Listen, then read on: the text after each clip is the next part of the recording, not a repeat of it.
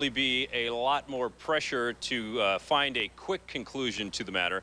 And if it looked like they weren't, for example, if this is a test of wills that has some substantial issues behind it, they may just walk away from the table and try and see how bad they can hurt each other, Jim. Thanks, Pat. Last month, 14 firefighters, including 9 from Oregon, were killed on Colorado's Storm King Mountain. Now a report on exactly what happened that day is ready, and the director of the Bureau of Land Management gave KGW an exclusive interview after he saw the report. News 8's Gary Nurnberg joining us now from Washington, D.C. with more. Hi, Gary. Hi, Jim. One quick amendment. It's almost ready, really the final stages now. As you know, this has been a difficult month for BLM Director Michael Dombeck, an emotional month. A former firefighter himself, he's talked to survivors, he's talked to family members of those who didn't make it, and he's vowed that this investigation will learn everything it can about what really happened. The report is strictly factual, and it's going to tell it like it is. How could 14 highly skilled, well-trained firefighters be so caught by surprise that they would die in a wildfire that did not initially look that bad? A special team of investigators has been trying to find the answers ever since. And today, Dombeck heard the initial findings. He would not disclose the contents of the report, which is still being written. And he did not use the word cause. But Dombeck is using the term contributing factors. Obviously, we've got weather conditions, we've got the chain of command, we've got things like that that will be looked at. So they would be,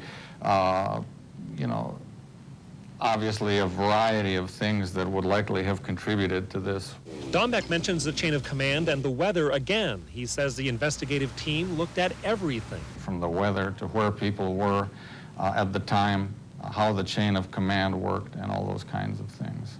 Dombeck did not reveal any of the findings about the chain of command, but it seems clear its role in the deaths will be addressed by the report. I guess I'm not Dombeck sure says exactly the most important thing is to learn everything that can be learned.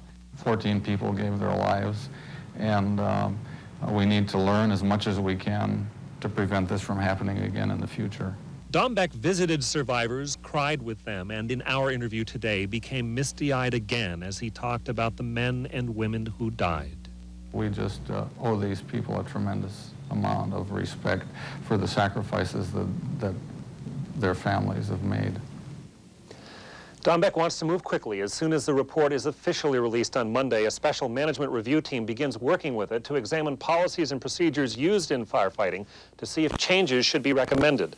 That, too, is on a fast track. Dombeck wants the report within 45 days. If there are any safety changes that can be made, officials here want firefighters to get them as soon as possible. Jim, Tracy?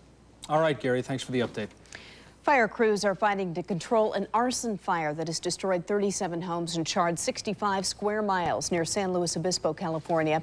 The fire is 50% contained, and firefighters are making significant progress after flames went unchecked for days.